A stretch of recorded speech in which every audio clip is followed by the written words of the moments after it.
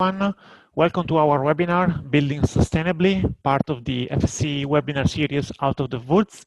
My name is Luca Costa. I am Value Chain Development Manager for FSC International. And before I give the word to my colleague Carla Brown, Communication Manager for FSC, who's going to be the moderator of this session, I'm going to just share with you a couple of reminders. For all the participants, please note that you can ask questions at any time during the program. Just type them in the chat box, and our presenters, they will try their best to answer as many as possible after the first half of the session.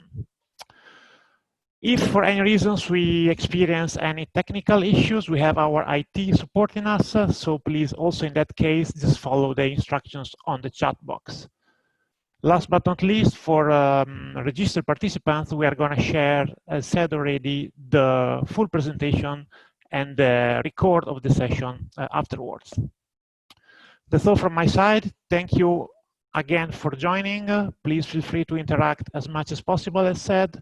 Enjoy the webinar. Thanks for joining again. Carla, over to you. Thank you so much, Luca. As Luca said, I am Carla Brown. I'm the Communications Program Manager for FSC International. And joining us today, we have three speakers. First up, we will have Tom van Leeuwen from Interholco. Then we will have Martin Gettings from Canary Wharf. And lastly, we will hear from Kathleen Smith from the International Living Future Institute. As mentioned, please put your questions to our panelists in the chat box, and also please indicate who you are directing your question to. And then with no further hesitation, I will hand over to Tom to kick us off.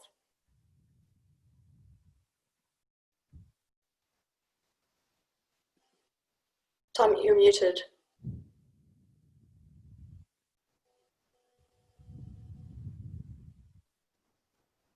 IT, could you please unmute Tom? Thank you very much. So now I can also, I have to be able to share my screen as well, please, as was proposed in the... Yeah, that has been done. Yes, thank you. So thanks a lot for being able to present to you the our company and what we can do with sustainable hardwood made in Africa, coming from FSC certified forest in the Republic of Congo. Just a presentation about our company very fast. We are Interholco. We are a big producer and trader of tropical hardwood made in Africa, with offices in Europe, in headquarters in Switzerland, an office in Belgium, representatives and office in Asia, Gulf countries, and an FSC certified concession in Ifo, Republic of Congo, of 1 million hectare, office in Cameroon as well. So as our sustainability agenda and with FSC certification, we look at sustainability across different landscapes. We call it first of all is environmental landscape, 1.1 million hectare of forest concession, natural capital that we manage and that we protect by means of eco cards. We have a lot of protected areas, 300,000 hectare. We have protected species and rare species, gorillas, elephants in the concession.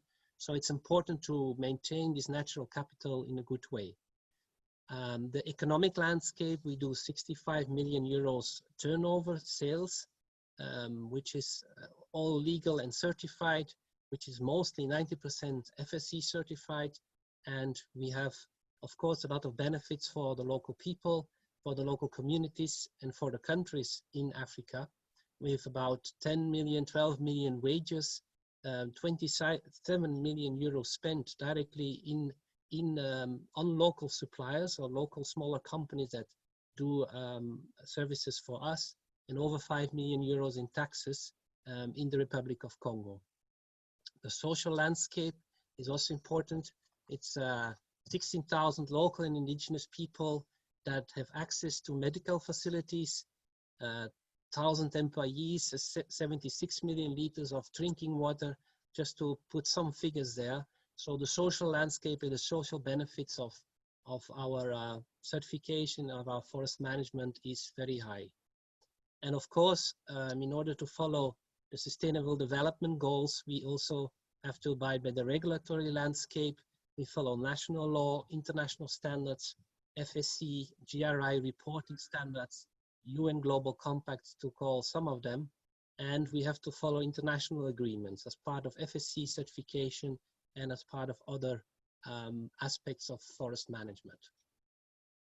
Just to show why it's so important to combine economic return and to protect at the same time the natural capital, we did a study of what is the economic benefit of a forest area in the Republic of Congo as part of the National Capital Coalition in development of the Forest Product Sector Guide.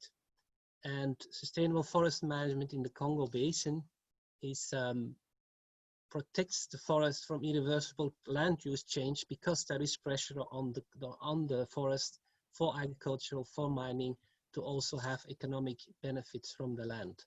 We harvest a very few trees per hectare, 1 tree in 2 hectares on average once every 30 years. Over 90% of the carbon stock is maintained even in the area that we harvest, so 1/30 of the small area every year.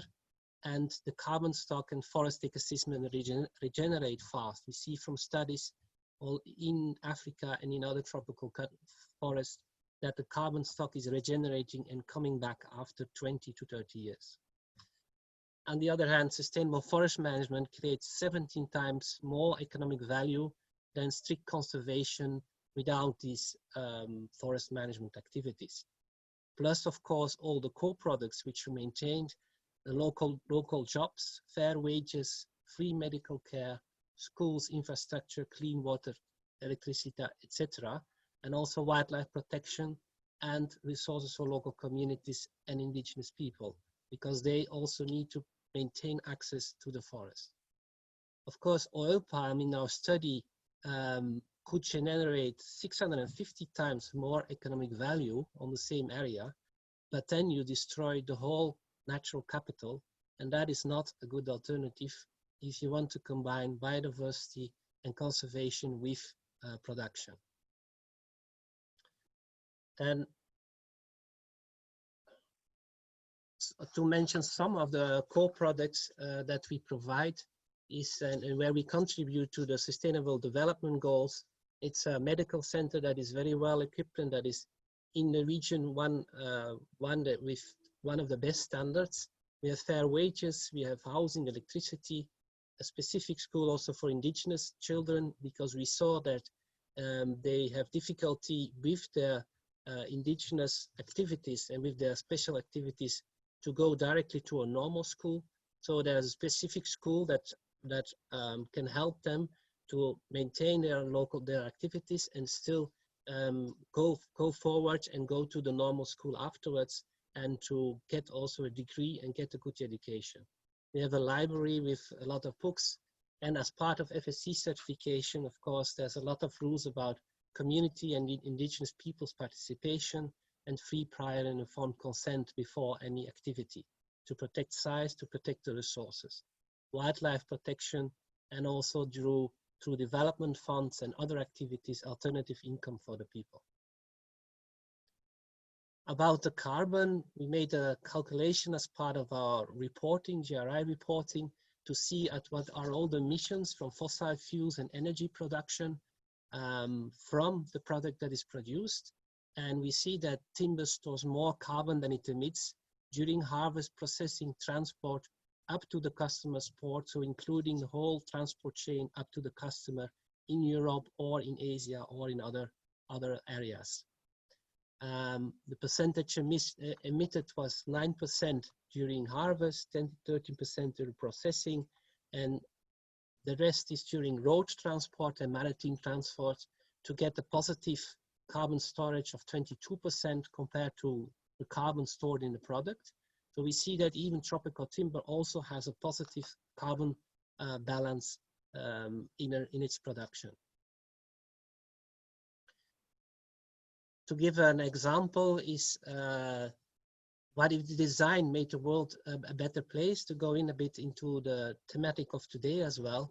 sustainable hardwood in Africa is sustainable, also durable. It can be used outside without having to use any chemicals or any treatment, without having to do heat treatment, which can alter, again, the wood constitution.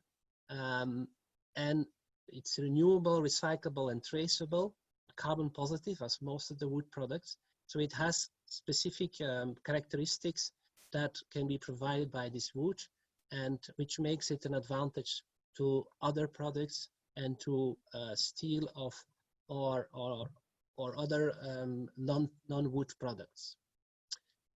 An example is the finger jointed laminated scantlings. It's a process where you put all the wood together, where you get very long beams, where you can make very big constructions, which we now do as the first company in Africa, exporting it to Europe and to all over the world. It's a very good product. We managed to abide by even in the tropical climate with other heat and other circumstances to find the right combination of all the processes to get a good product. Of course, wood, as you will hear from the next speakers, it's a ecology of place and human skilled living that's responsible water use. You can have an energy and carbon reduction. It's healthy. It's from responsible sourcing. It gives a living economy, social equity. It's beautiful, and it helps people feel attached to it, biophilia. So wood product is, in our point of view, certainly better than any alternative product with often more negative impacts. But this was a short overview of what FSC certification does for us and how we, with the FSC certification, we can get a sustainable product that comes from Africa. Thank you for your attention, and I'll answer the questions from the chat later. Thank you so much, Tom. I think in your, you've really highlighted the economic benefits you've achieved and how those have translated into social benefits. So when it comes to certification, we know that that's very important. Do you have any specific success stories or thoughts that you want to share around that? I think a big important aspect that we also did, and what we did much better with FSC certification, is the social aspect, is the interactions with local communities and indigenous people. We have a tremendous amount of meetings every year. We have to do this FPIC process. There was a field study done as well a few years ago by FSC on the FPIC process.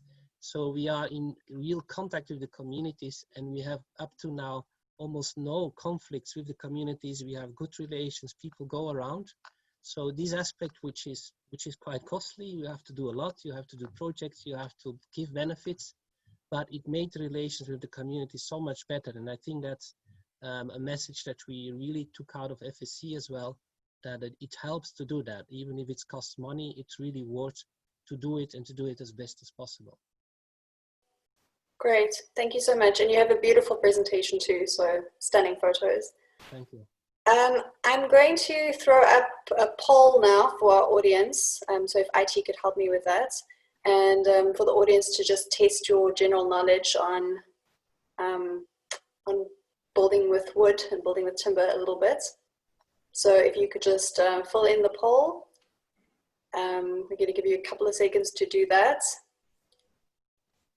And towards the end of the presentations, I will give you the answers to the questions.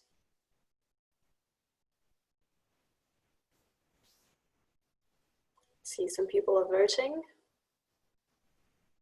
Get those votes in.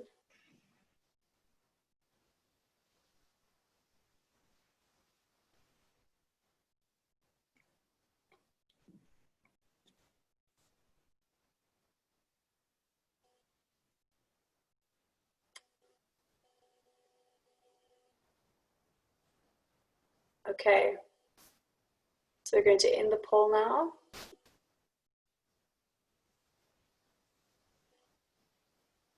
Thank you so much. And then we are going to now hand over to Martin Gettings from Canary Wharf, who's going to talk to us about FSC project certification. So over to you, Martin. Okay, thank you very much. Good afternoon, everybody. Luca's going to help me with my slides today. He's going to advance the slides. So when I say next slide, please, you'll know what that's all about. Hi, I'm Martin Gettings. I'm Canary Wharf Head of Sustainability. And one of the things that we've done here at Canary Wharf is that we've proved that FSC project certification can be carried out at scale. So I'm going to explain how we've done that. And the way I'm going to do it, I'm going to give you a very slight overview of who we are and what we do. I'm going to show you how much timber we use, and I'm going to take you through our FSC projects, which we're all very proud of. I'm just going to give a little overview of why we use FSC project certification, and then give a little bit of a taster as to what's next and what the future of sustainable construction and development might look like. So next slide, please, Luca. So here we see Canary Wharf in 1987. Not much happening there. Quite a desolate place, really. Not much environmental, not much social, not much economic activity going on. But if we jump forward 30 years to today, next slide. Yeah, there you go. We'll see that the world has changed. And on a good day, we can expect around about 120,000 working population and between 40 and 50,000 visitors. Now, clearly, we're in the middle of a global pandemic, and Canary Wharf is a little bit deserted at the moment. So we're hoping for better times. But we are Canary Wharf, the property management company responsible for conceiving, building, and creating the Canary Wharf Island that you see there in between those two parallel lines. 5 retail zones, 3 transport hubs, over 300 bars, shops and restaurants, but importantly, in the last 30 years, £2 billion spent in the local economy. So next slide, please. What we need to do to understand Canary Wharf is not just look at the aerial photographs, which of course are really impressive, but to zoom right down to the ground. And it's actually a lot greener than it first appears. We have a long-term biodiversity action plan, and we even run an annual wildlife photography competition. But what we do, what's at the heart of what we do is sustainable construction and placemaking, but we do it at scale. But of course, to do it at scale, you have to do it at the macro level and the micro level. And all of this work is in line with our sustainability strategy, making sustainability real. So the FSC story that I'm about to explain is a part of that. So next slide, please. For the last decade, all of our timber that we've used in all of our projects and all of our developments has been purely FSC material. We have estimated, well, actually not estimated, we've calculated quite precisely that up until now, we've used about 20,000 meters cubed in our developments. And with the work that's in our pipeline, there's about another 10,000 meters cubed. So once we finish the work that's currently in our development pipeline, we expect to have used around about 30,000 meters cubed of FSC material. And this ranges from the tiny items that you see there. I'm holding a very small sort of pipe block that we use in the M&E installation. It ranges from the pieces of timber that you don't see right through to the huge structural elements that you do see, like the roof structure here at Crossrail. So next slide, please. So when I joined the business nearly 10 years ago now, I joined to be environmental manager on the walkie-talkie project, which you see highlighted there. We had a requirement on that project to use FSC timber, and I thought it would be a good idea to not just use FSC timber on the project, but actually to go ahead and get the project FSC certified. And there was a method in my madness for doing this. I knew it was going to be a really tough challenge, but I also knew that if I had a series of requirements and a framework and a methodology in place, if we worked to that project certification requirement, it would guarantee not only that we got 100% sustainable timber on our project, but it would be the 100% FSC requirement met as well.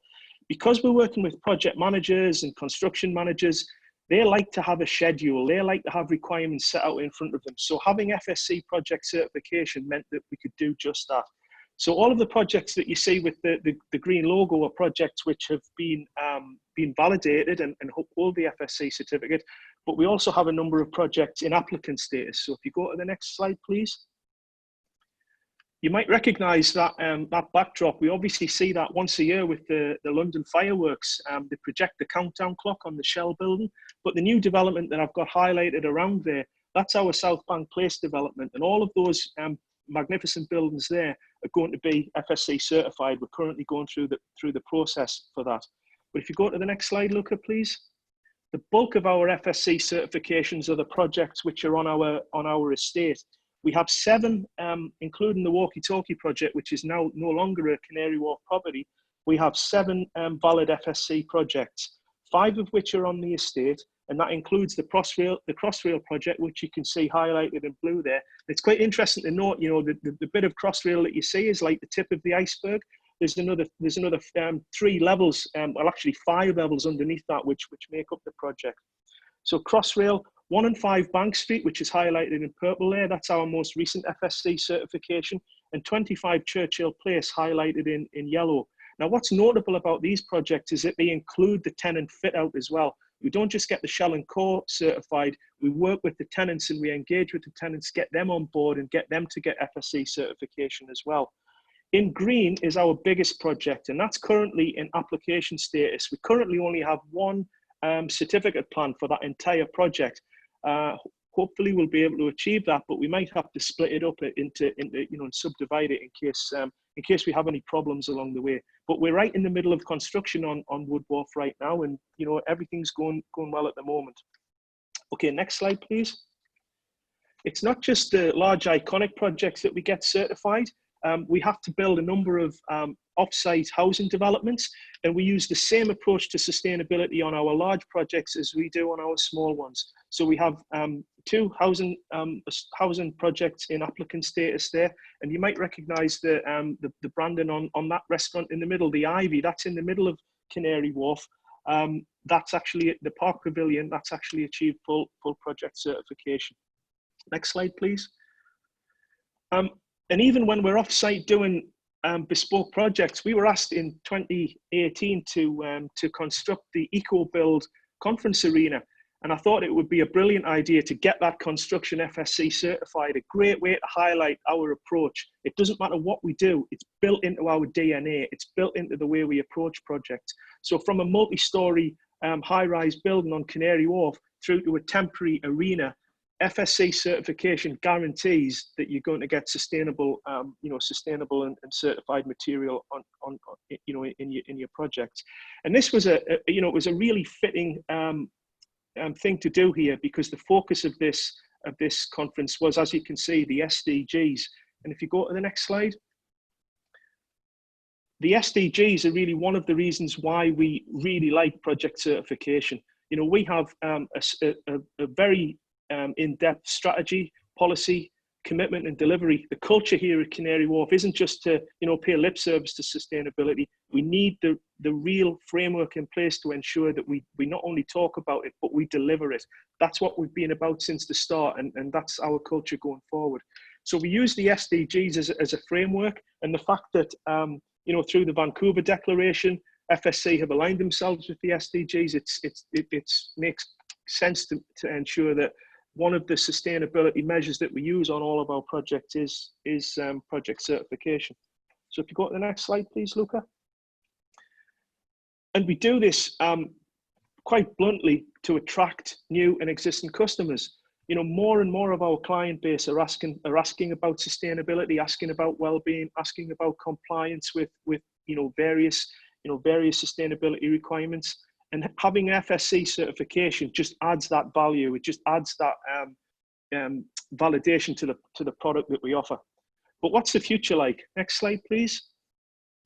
For sure, it's all about digitization, modular construction, you know, premises being built off-site. And it's not just a pipe dream. We've actually delivered 2 projects or more on the South Bank Place development, which were predominantly built in off-site fabrication facilities, like the images you see in the center of the picture. But will it mean that we're going to have a giga-style factory, you know, buildings making buildings? I would say that's the way it's going. I would say, you know, the more that the construction becomes automated and built off-site, you know, the future is going to be digitized. It is going to be about blockchain. So all of the things that FSC are looking at in terms of, you know, better methods of traceability, that's going to lend itself to fit into a, you know, an offsite construction and development model. So I think that's something to think about for the future FSC. I would really challenge you to think about that. How will the certification model work when we're dealing with offsite facilities rather than on-site, you know, certification models? Okay, so next slide, please. So as I conclude, I just really wanted to just say thank you to Trees. It was this picture and pictures like it. This one's from the Newbury bypass, which was a very famous development down in the south of England, where the protesters came in and obviously made the point that we just can't carry on the way we are. And it was this in 1996 that inspired me to get into sustainability. So thank you, Trees. That's why I'm here. That's the end of my slides. Thank you. Thank you so much, Martin. Another lovely presentation, and I think a lot of people share your sentiments here about their love for trees and need to sustainability. You've obviously got extensive experience with FSC project certification and all the projects you've undertaken. So my question for you would be, you've highlighted a lot of benefits that you see, including alignment with the SDGs, differentiation, but when you first sought project certification, what were the primary benefits that you saw and what were the challenges? So I've spent like 30 years in the built environment, and probably the last sort of 20 years have been in environmental management and sustainability. But the first sort of 10 years, I was a site engineer and a project manager. So I know the challenges that the operational teams are faced with. If I tried to explain to the team that we needed to make sure that all of the timber on the project was FSC certified, they would probably say, yeah, okay, no problem, we'll do that. But when we have a requirement to have the project certified, a certified FSC project, it really does turn up the dial on the importance and the need for compliance. If the teams know that if they procure, you know, something which isn't FSC certified, they're going to it's going to have a detrimental effect on the entire certification of the scheme.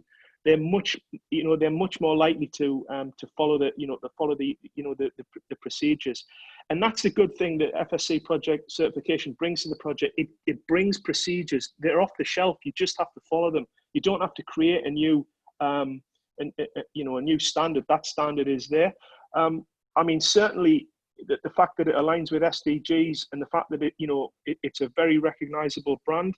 If you show tenants and occupiers that FSC certification is in place, I mean, we've actually showed them that our shell and core development has been FSC certified, and then when they've come to do their fit out, they've been encouraged and wanted to wanted to get their fit out certified as well. So it's really been a really powerful motivational tool. Is I think the sort of the headline of why we use it. Brilliant. Thank you so much, Martin. Okay, we're going to move on to Kathleen Smith now for her presentation. Kathleen, are you ready?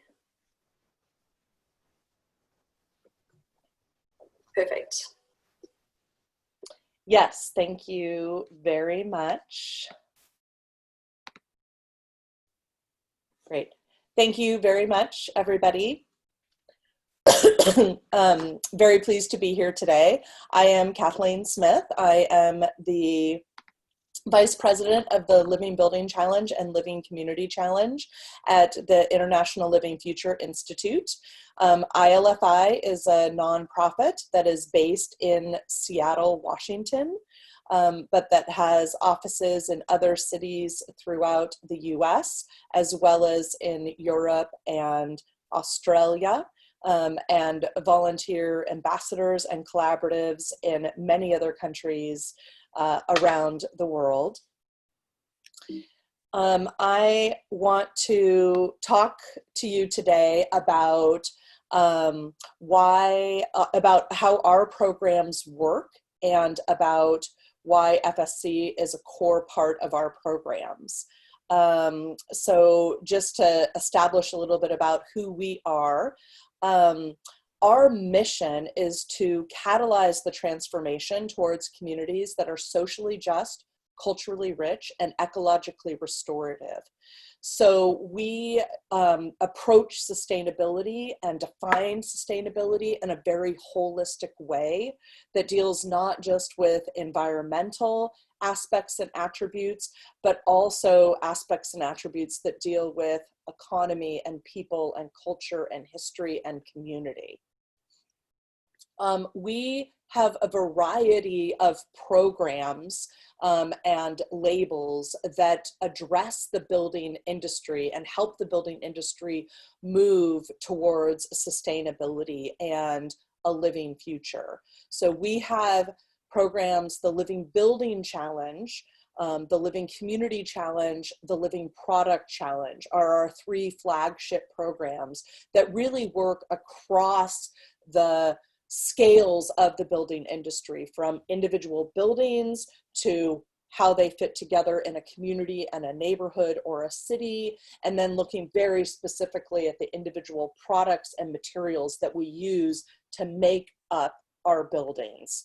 And with all of our programs that you see here, including CORE and DECLARE and these 3 Living Building, Community, and Product Challenges, FSC Wood is a core requirement and aspect in that work. When we think about sustainability, we are very much focused on the right side of this graph.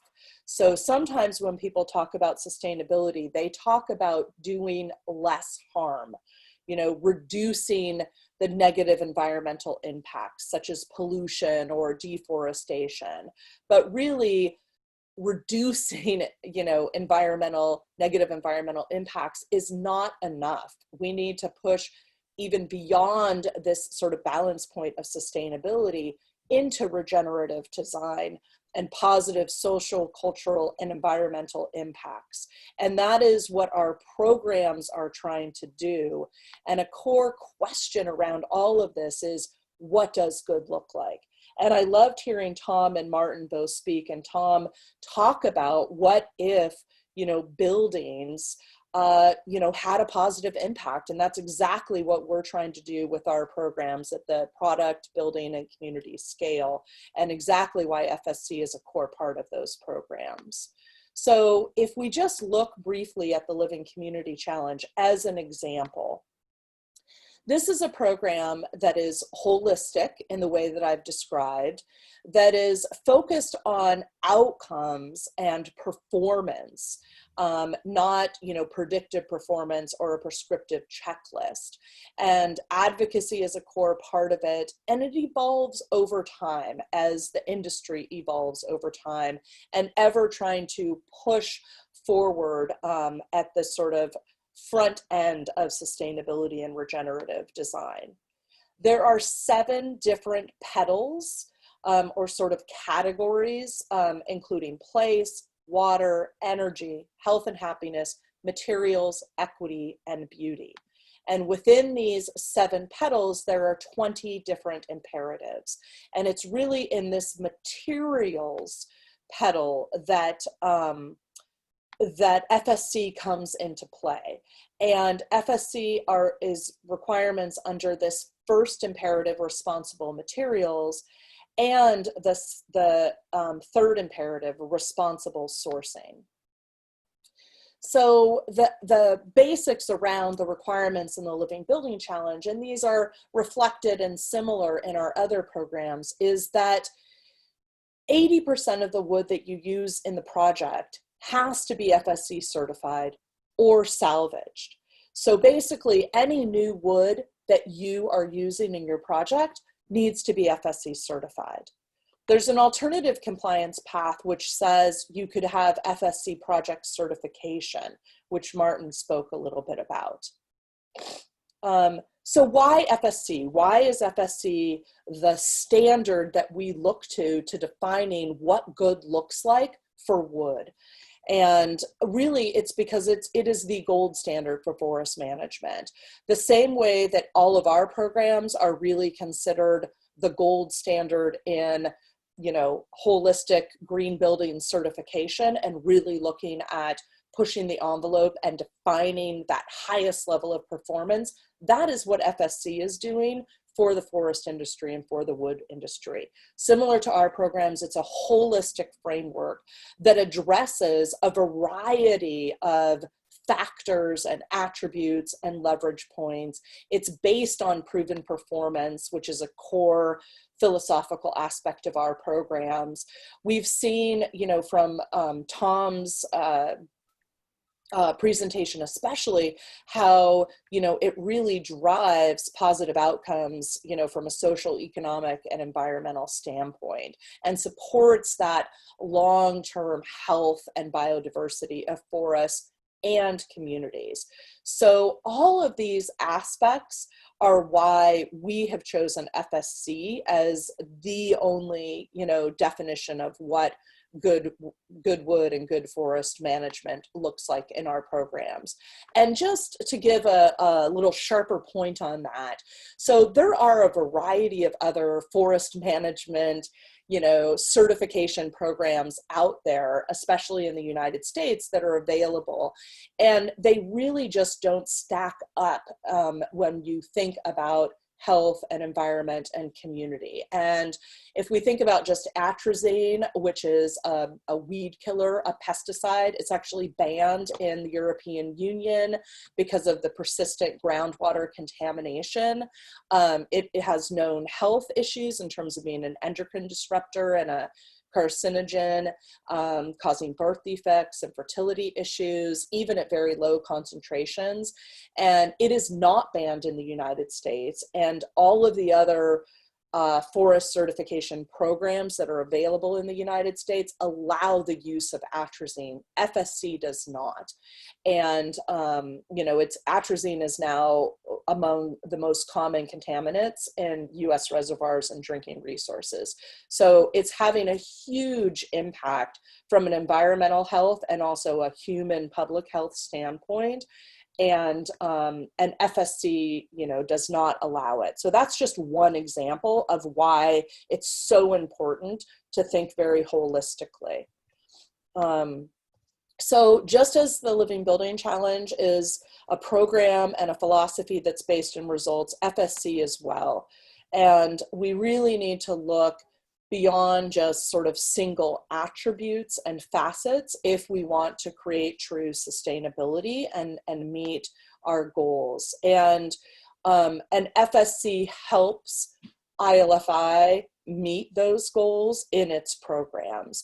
And I loved the studies that Tom alluded to, and, you know, we have seen similar studies in the US about you know, how FSC managed forests actually become a core part of climate change solutions and a critical part. So not all forests are created equal, not all forest management practices are created equal. And this recent study by the University of Washington and EcoTrust showed that FSC managed forests and wood actually store more carbon than forests managed with other practices.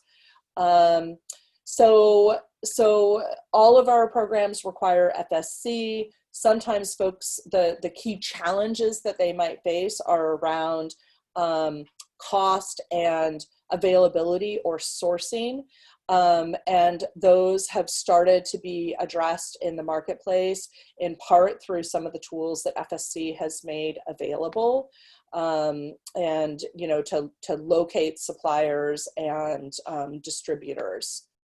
So, and just closing with a few pictures of some Living Building Challenge certified projects that have heavily used wood, and specifically FSC certified wood, and just how important it is as a solution to climate change and to other environmental issues, and into supporting communities and creating buildings that are truly beautiful and biophilic, connecting us to place and to nature in really wonderful ways. You know, we believe it's time for all of us to deliver on our sustainability goals at scale, and FSC is a key way to help achieve that goal. Thank you so much, Kathleen. I think you've nailed it when you said you can't look at this from a single aspect or a single facet. And so touching on that, you've highlighted that we need wood as a solution. We have a rapidly urbanizing and rapidly growing global population. Obviously, steel and concrete is not the way forward. It's not a sustainable solution, so we need to turn to wood. But then on the flip side, we also then need to integrate those mass timber solutions with sustainable forest management. And as you specifically said, you prefer FSC for this, and you've stated a preference for FSC certification. So how do we move towards making FSC certification more of a regulatory floor as opposed to a voluntary ceiling for this industry? Yeah, that's a really great question, and I think there's a couple of aspects of that.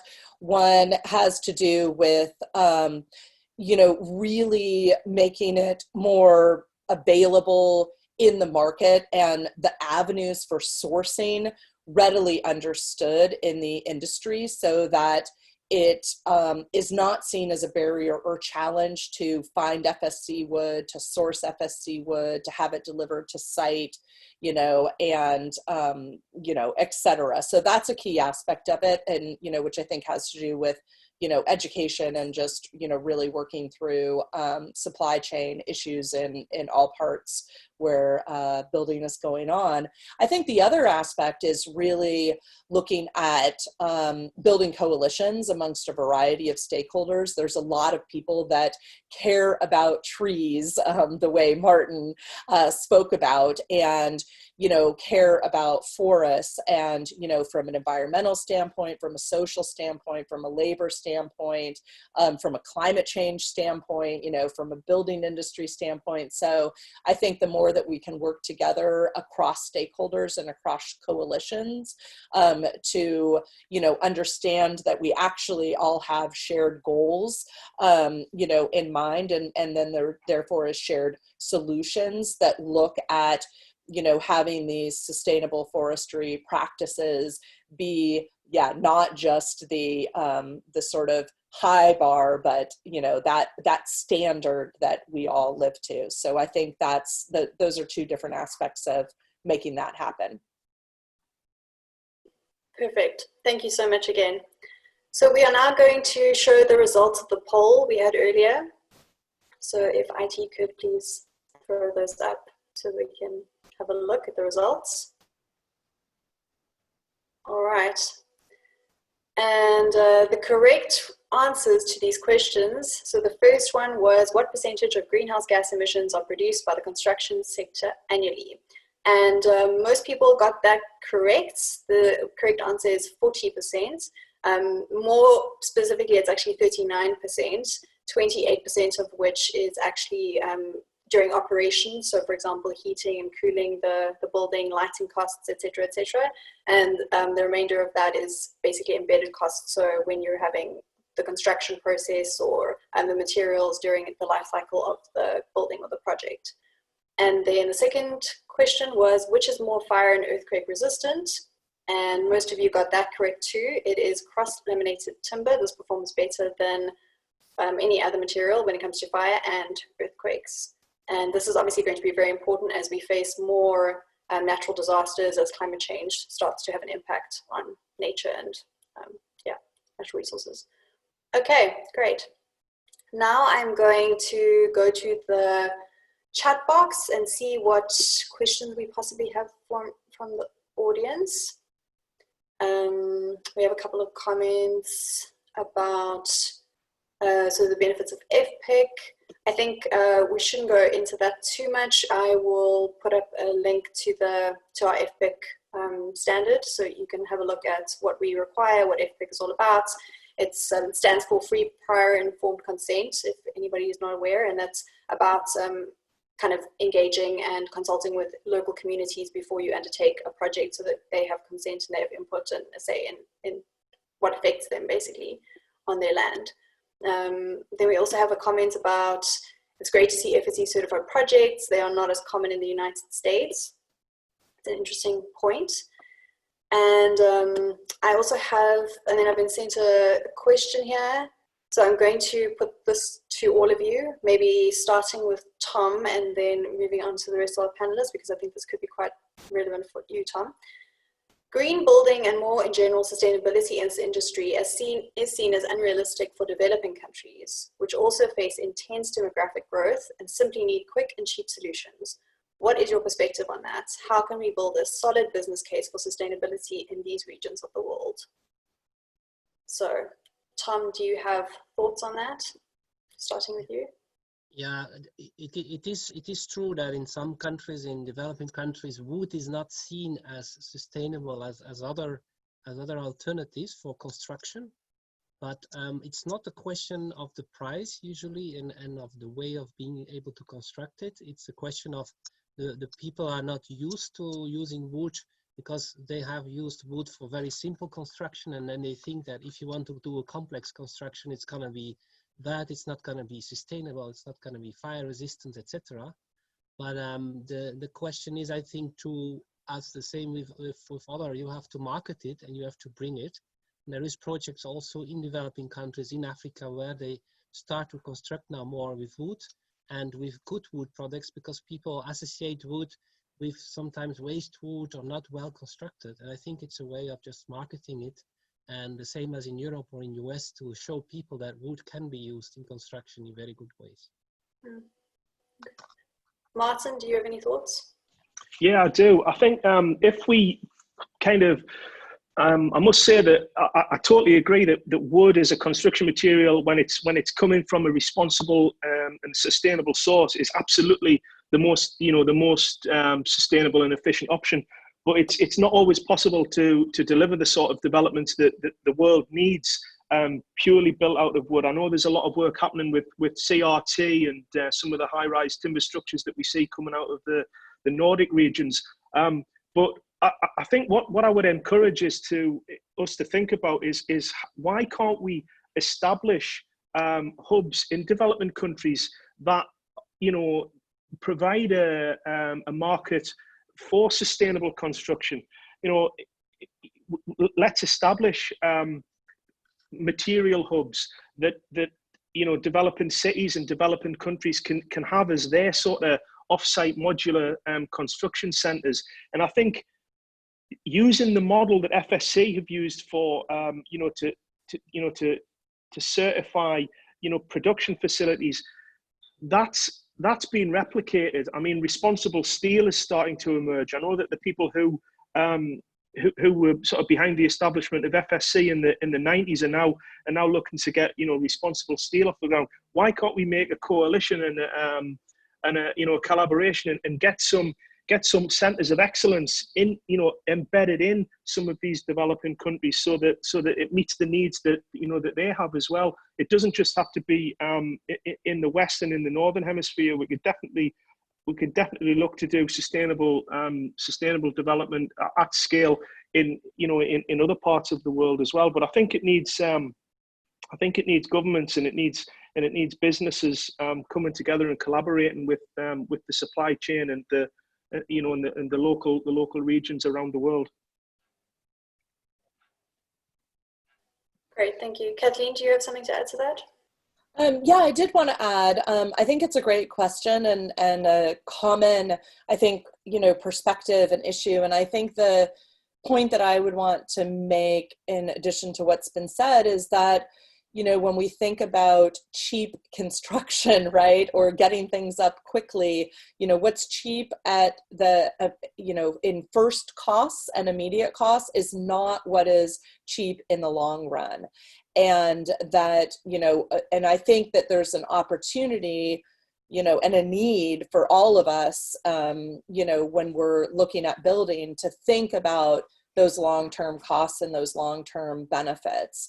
And so, investing perhaps a little bit more time, effort, and possibly, money upfront is going to produce longer term benefits in terms of creating healthy, sustainable, durable, homes and buildings that ultimately in the long run are going to cost way less. And not just in terms of reconstruction costs, but in terms of using less energy, for example, to heat and cool a building, to also, producing better health outcomes, you know, we work a lot in the realm of affordable housing, which there's that same sort of perspective that, you know, what's critical is getting people off the streets and into homes and stably housed, and, you know, that it needs to happen as quickly as possible. And while that is critically important to house people, if they're not housed in a way that is sustainable and healthy, it ends up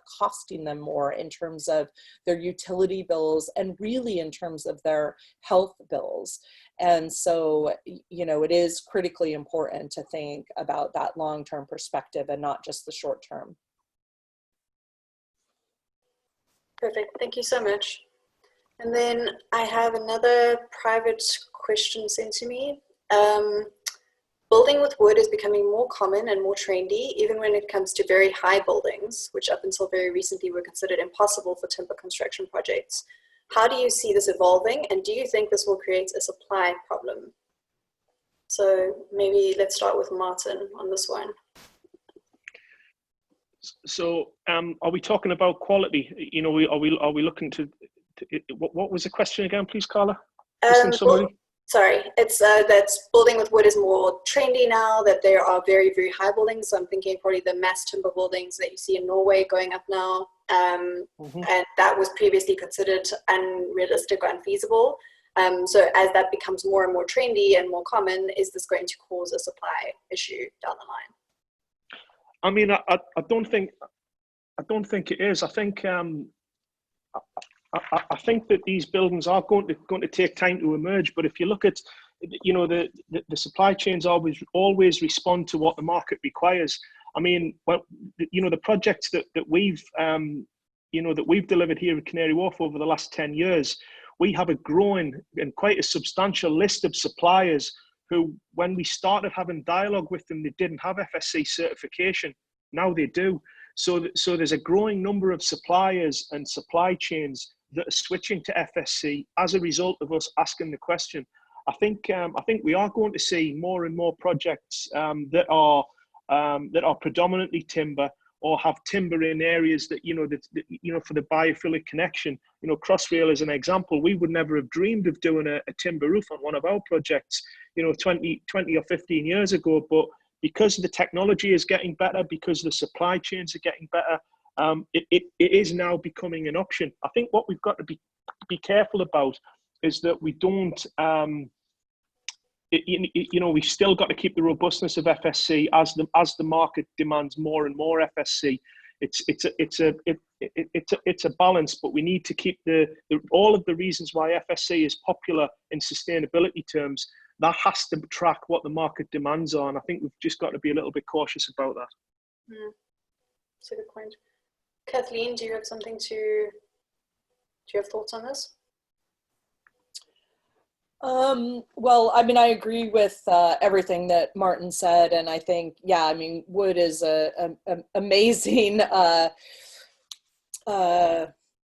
material to work with, and, you know, I think has the opportunity to connect us to nature, you know, that sort of biophilic design aspect that Martin spoke about, and also, you know, like to really, like, not just in the biophilic aspect, but to really connect us to place and connect us to, you know, history and connect us to that ecosystem. So, you know, all of that is, I think, really important and brings a lot of like added dimension to the projects that we create. And I think we can really think creatively about, you know, when and where to use wood to, you know, enhance those other benefits.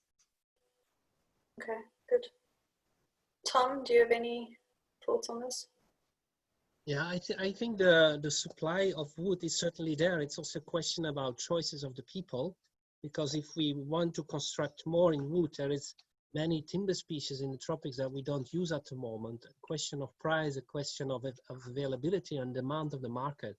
So I think wood almost everywhere in the world, we're certainly not at the harvest level that is over sustainability, not at all. There is enough wood available, but the demand must be there. And it's about a choice. Do we want to produce wood? Do we want to maintain a forest and building wood? Or do we want to continue with fossil fuels and a lot of energy that is now burned because we construct with other materials.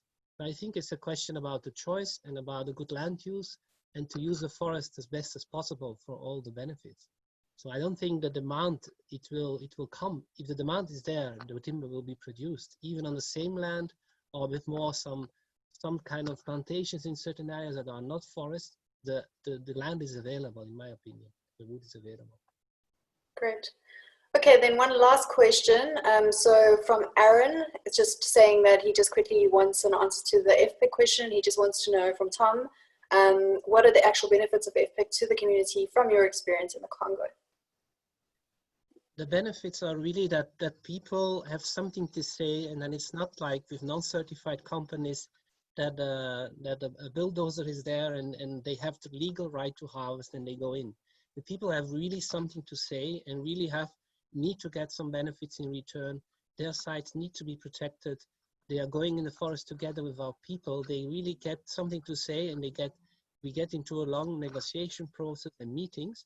So it's very well perceived by the people. And you might think it's difficult. Sometimes it takes a long time to get FPIC, but you see in the end that the people are very happy about it. And the more the standards are evolving and the more they are aware of it, they are becoming the specialist of FPIC themselves. They know themselves what their right is, but it's very positive for them. They get projects in return. They get a road, or they get a new material for the hospital, or we pay teachers, or some indigenous people, they wanted wood because their houses were not in a good state, and they just wanted wood for houses to be constructed. So I think the people really get something to say, and they also have a real right to say no. So it starts to be a really good process, difficult, but it works in the end.